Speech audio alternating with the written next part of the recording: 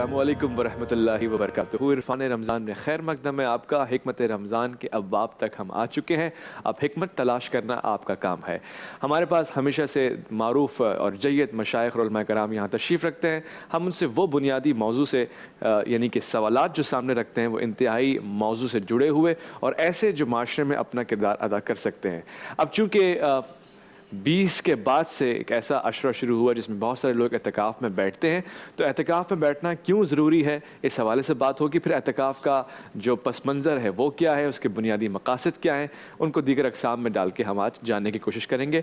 आज हमारे दरमियान कौन मौजूद हैं? सबसे पहले बहुत ही मारूफ़ शख्सियत, दीगर टेलीविज़न पर आप उनको देखते रहते हैं, अव्वल ही रोज़े से हमारे साथ हैं और बड़ी मेहरबानी है आपकी। अल्लामा शाह हुसैन गर्दीज़ी साहब, अस्सलाम वालेकुम वरहमतुल्लाह। कैसे मिजाज है? शुक्र।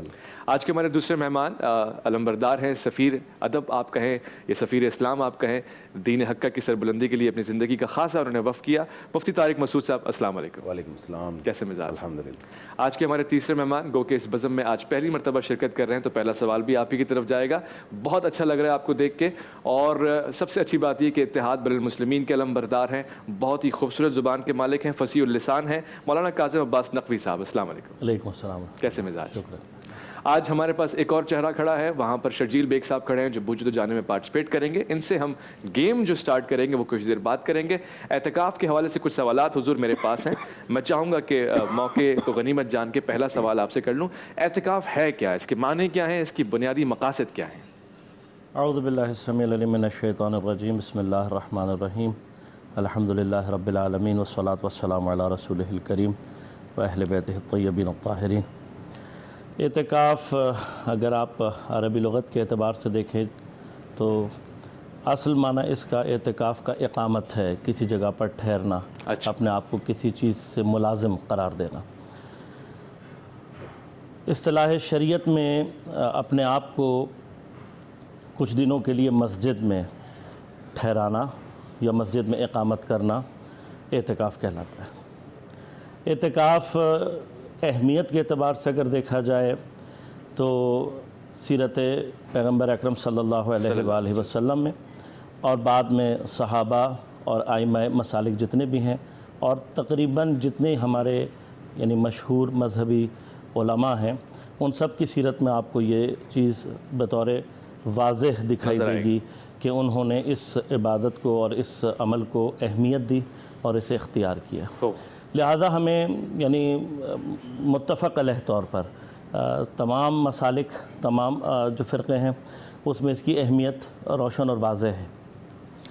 बेसिकली अगर आप मसलन इसको कंसिडर करना चाहें इस एतबार से कि दीन मुबीन इस्लाम एक इज्तिमाई मज़हब है, इज्तिमा की तरफ, सोशल एक्टिविटीज़, सोशल कनेक्शंस की तरफ जिस तरह से दावत देता है, उसमें साथ साथ ही उसकी इनफरादी और ख़ुसूसन उसकी अल्लाह से इर्तिबात को भी बहुत ज़्यादा अहमियत देता है। सही। एतकाफ़ पैरेलली इन दोनों चीज़ों को लेकर चलने का नाम है। इम्कान था कि एतकाफ़ के लिए जो है वो घर को करार दिया जाता और इंसान घर में एतकाफ़ करता, घर से बाहर ना निकलता मुमकिन था, लेकिन शरीयत ने एतकाफ़ के लिए जो सेंटर प्लेस मस्जिद करार दी। सुभान अल्लाह। मस्जिद जिसमें लोगों का आना जाना भी है, मस्जिद जिसमें कई लोग आकर आपके साथ एतकाफ़ करेंगे, लिहाजा एक इज्तिमाई कैफियत है।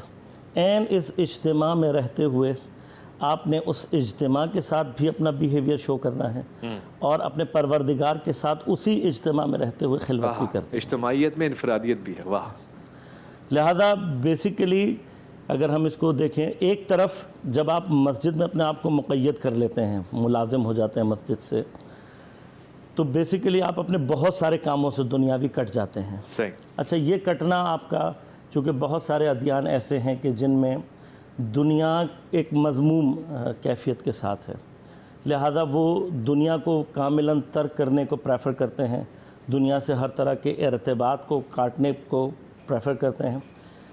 इस्लाम उसके मुकाबले पर एक वाज़े यानी जो हमारे पास हदीस में भी मौजूद है कि ला रहबानियत फ़िद्दीन, दीन रहबानियत नहीं है, तर्क दुनिया इस माना में नहीं है। यानी इस्लाम तर्क दुनिया का अक़ीदा रखता है, लेकिन एक ख़ास सोच, एक ख़ास फ़िक्र के साथ। सही। वो सोच और फ़िक्र ये है कि हमने इस दुनिया में रहते हुए خداوند کریم کی انہی نعمات سے استفادہ کرتے ہوئے اپنے آپ کو دنیا میں انوالو نہیں کرنا، صحیح، اس کے پیچھے نہیں جانا، ہمارا مین ٹورڈز پروردگار رہنا چاہیے، ہمارا اینڈ قرار نہیں دینا چاہیے، ہمیں ہمارا ہدف نہیں ہونا چاہیے۔ صحیح، دین وسیلہ ہے، دنیا وسیلہ ہے پروردگار تک پہنچنے کا۔ صحیح، اسی دنیا میں رہتے ہوئے ہم نے پروردگار کو حاصل کرنا ہے، اس کی ایک چھوٹی سی پریکٹس اعتکاف ہے۔ خوبصورت، بہت اچھا جواب آپ نے دیا مفتی طارق مسعود صاحب۔ ہم تو ہر چیز ہی آقا نامدار حضور پاک صلی اللہ علیہ وسلم سے لیتے ہیں، اعتکاف کو حضور کی زندگی میں کیسے دیکھتے ہیں؟ کیا یہ واجب ہے، نفلی عبادت ہے، سنت ہے؟ تو آیا اس کی تاکید حضور پاک نے کی ہے؟ بسم اللہ الرحمن الرحیم۔ صحیح حدیث سے یہ بات ثابت ہے کہ جب رسول اللہ صلی اللہ علیہ وسلم مدینہ طیبہ ہجرت کر کے آئے تو آپ نے اپنی وفات تک کبھی بھی اعتکاف کا ناغہ نہیں کیا۔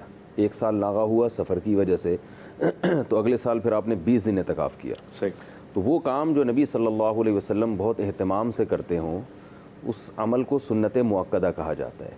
اگر اس کا نبی کی طرف سے حکم بھی آ گیا تو وہ فرض واجب کے درجے میں آ جائے گی، لیکن اگر زبان سے حکم نہیں ہے لیکن آپ صلی اللہ علیہ وسلم نے کنٹینیو اس کو کیا اہتمام کے ساتھ، تو پھر وہ عام سنتوں کی طرح نہیں ہے بلکہ وہ سنت مؤکدہ ہے۔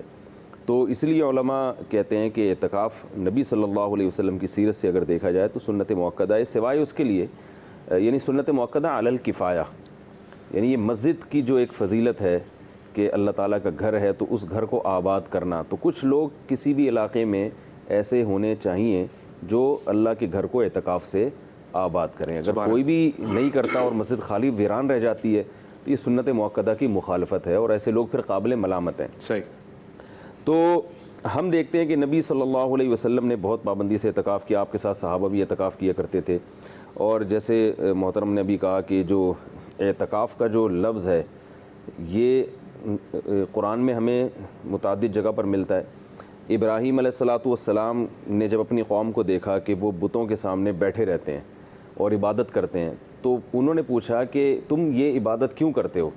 تو وہ کہنے لگے کہ ہم نے اپنے باپ دادا کو اس طرح پایا ہے، فَنَظَلُّ لَهَا عَاكِفِينَ، لہذا ہم بھی یہاں اعتکاف کر کے بیٹھے ہیں۔ صحیح، تو یہ اعتکاف کا جو تصور ہے یہ صرف اہل ایمان یا اہل توحید میں نہیں، یہ غیر مسلموں میں بھی پایا جاتا تھا۔ سبحان اللہ، یعنی یہ عبادت کا ایک نیچرل طریقہ ہے، یعنی اس کی طرف صرف پیغمبروں نے رہنمائی نہیں کی بلکہ انسانی فطرت ہے کہ وہ جس کو معبود سمجھتا ہے تو کچھ ٹائم نکال کر اس کے سامنے بیٹھنا اور اپنے آپ کو تمام چیزوں سے فارغ کر کے اس کے سامنے آنا، یہ انسان کی فطرت کا تقاضا ہے۔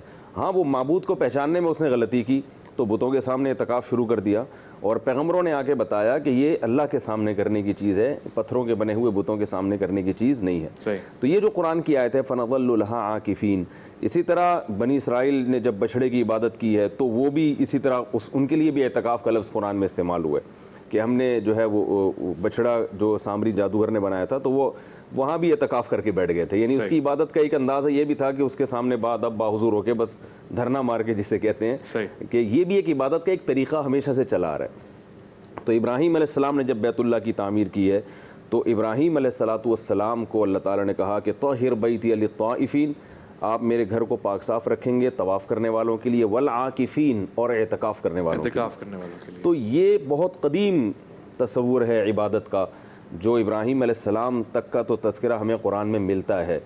تو نبی صلی اللہ علیہ وسلم نے حضرت ابراہیم علیہ السلام کی اسی سنت کو زندہ کیا، اور آپ صلی اللہ علیہ وسلم نے اسی اعتکاف کو جو غیر مسلموں میں جو باطل معبودوں کے لیے ہوتا تھا تو آپ صلی اللہ علیہ وسلم نے اس امت کو بتایا کہ یہ اللہ کے لیے ہوگا۔ سبحان اللہ۔ تو اس کا جو بیسک فلسفہ ہے وہ کیا ہے؟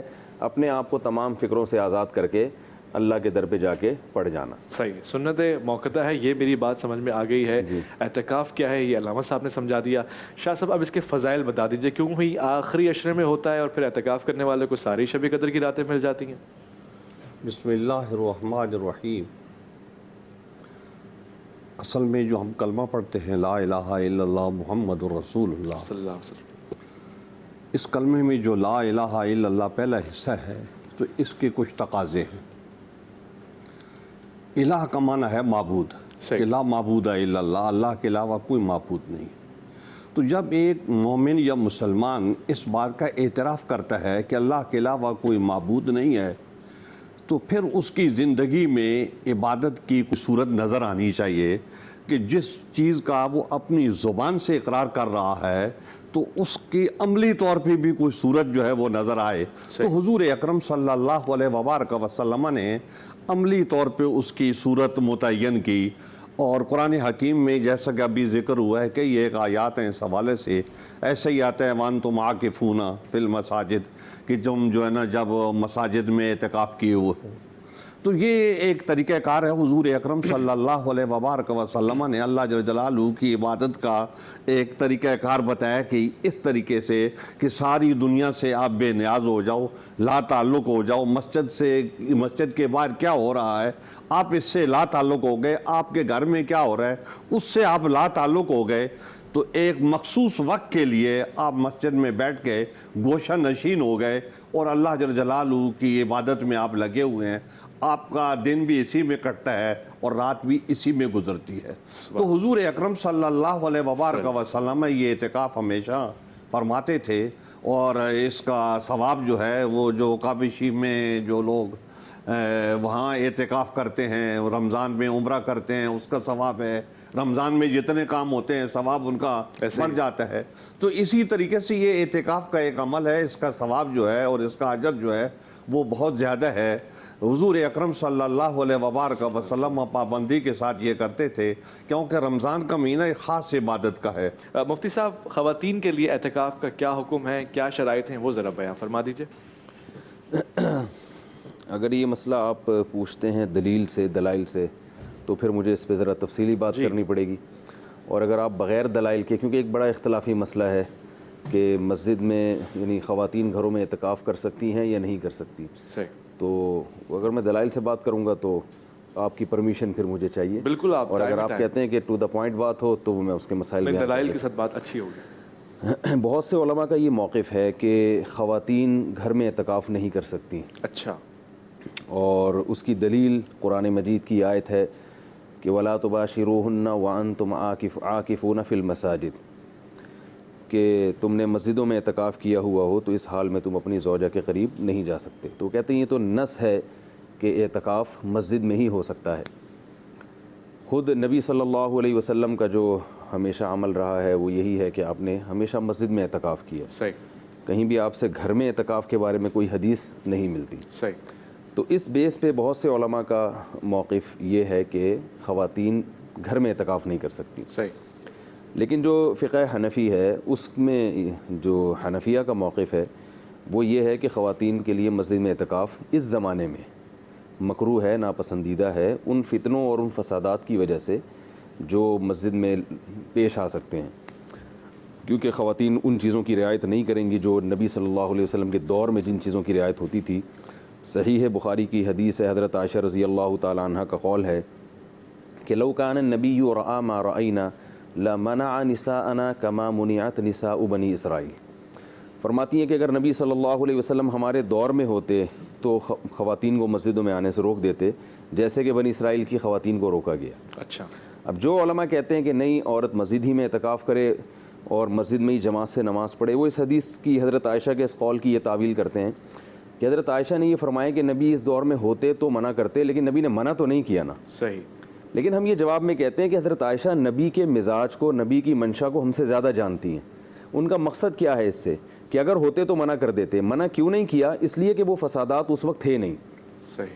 تو اسی بیس پر علماء کی ایک جماعت یہ کہتی ہے کہ چونکہ اب خواتین کے مسجد میں بیٹھنے پر وہ فسادات کا بہت خطرہ ہے جو از روئے شریعت ہی ناجائز ہیں. صحیح. اور ان فسادات کے لیے قرآن و حدیث سے ثبوت کی ضرورت نہیں ہوگی. کوئی کہہ کہ کہاں حدیث سے دکھاؤ کہ خواتین کے مسجد میں اعتکاف میں بیٹھنے میں فسادات ہوں گے, یہ کہاں لکھا ہوا ہے؟ تو یہ لکھا ہوا نہیں ہوتا ہے, مشاہدے پر مبنی ہوتا ہے, تجربات ہوتے ہیں. ہاں یعنی ایک تجربات ہیں, ایک مشاہدات ہیں, کیونکہ مردوں کے ساتھ وہاں اختلاط ہوگا. تو اس بیس پہ اس زمانے میں یعنی علماء حنفیہ کا جو موقف ہے وہ یہ ہے کہ مسجد میں خواتین کو اعتکاف بیٹھنے کی اجازت نہیں دی جائے گی. اعتکاف کریں گی تو ہو جائے گا کیونکہ اصل بہرحال مسجد ہی ہے. صحیح. اور رسول اللہ صلی اللہ علیہ وسلم نے گھر کی نماز, عورت کی جو گھر کی نماز ہے اور خاص کمرے کی نماز جس کے اوپر چھت ہو, اس نماز کو آپ صلی اللہ علیہ وسلم نے اپنے پیچھے مسجد نبی میں نماز سے بہتر قرار دیا ہے. اچھا. بعض صحابیہ کو آپ نے فرمایا کہ تم گھر میں تمہاری جو گھر کی نماز ہے نا وہ میرے پیچھے، یعنی مسجد نبوی میں نبی کی اقتداء میں نماز سے گھر کی نماز کو بہتر قرار دیا ہے۔ تو مسجدیں تو بنتی اصل نماز کے لیے، اعتکاف کے لیے نہیں، اصل تو نماز کے لیے بنی ہے وہ۔ تو جب نماز میں افضل یہ ہے کہ وہ گھر میں نماز پڑھیں، کیونکہ مسجد میں آنے میں فتنے کا اندیشہ ہے۔ اچھا، تو جتنا فتنے کا اندیشہ نبی کے دور میں تھا اس سے کئی گنا زیادہ یہ اندیشہ آج موجود ہے، جو ایک مشاہدے پر مبنی ایک حقیقت ہے۔